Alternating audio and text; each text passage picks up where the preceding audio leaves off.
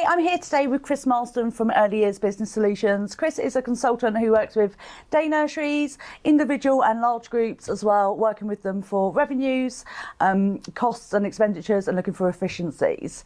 So Chris, I think, we can talk forever about staff costs. That's always the biggest cost and always the one that is sometimes always the hardest to wrestle into submission. But aside from staff costs, what are other costs, problems you come across, and kind of what are the solutions to them?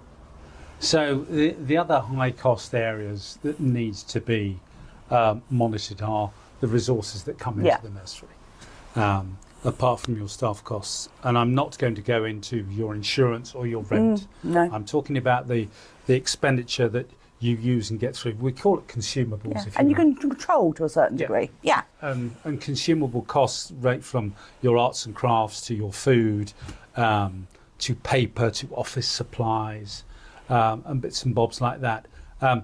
Making sure you've got the right deal with the supplier is a really good thing, but you need some controls and balances in place. Yeah. You need to know what will you spend or what do you spend per FTE per month on a particular category.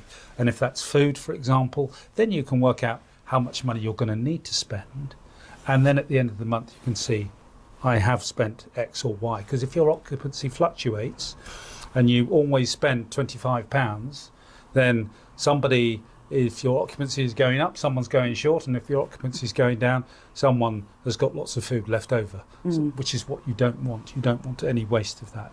So those processes, checks and balances can generate efficiencies for you in that area. And the other area is buying cheap, buying twice. My dad used to tell me that all the time. Old attitude is true. Still don't listen to him sometimes. You see something, it's cheap. Oh, it's got to be the thing that I want to buy. But specifically with resources and let's call them toys, many people do not make commercial toys. They make home toys for use by a 3-year-old for an hour a day, 5 days a week. Until they get bored of it. 15 3-year-olds, 5 hours a day.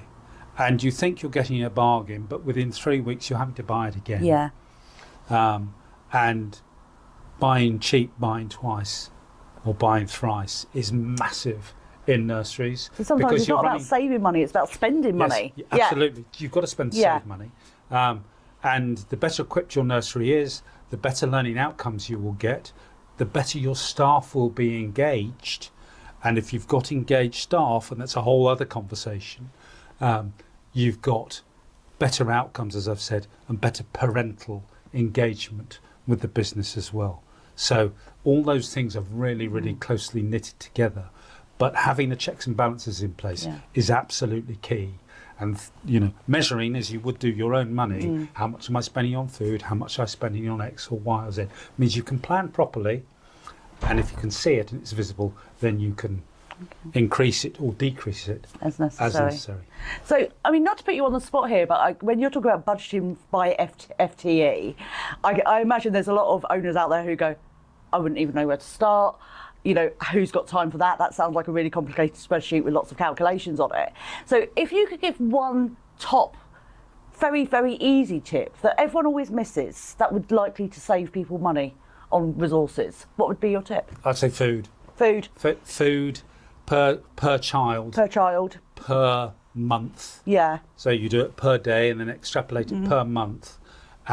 And you've got different food suppliers. You've obviously got supermarket supply, which some people like, some people hate. If you're a small business, or if you're a bigger business, you can have a commercial supplier who can supply more sort of bulk items, as it were.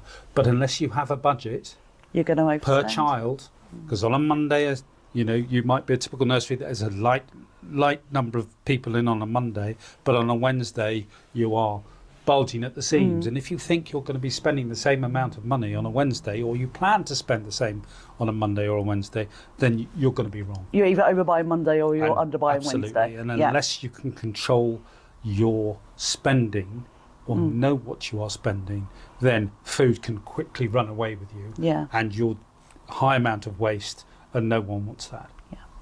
So Start with the big picture, start with food. It doesn't have to be granular, it doesn't have to be broken down, by hour, but, start with that, and then you're going to start seeing cost savings happening. I hope you found that useful. If you have any questions, please drop them into the comments below, and we'll speak to you again soon.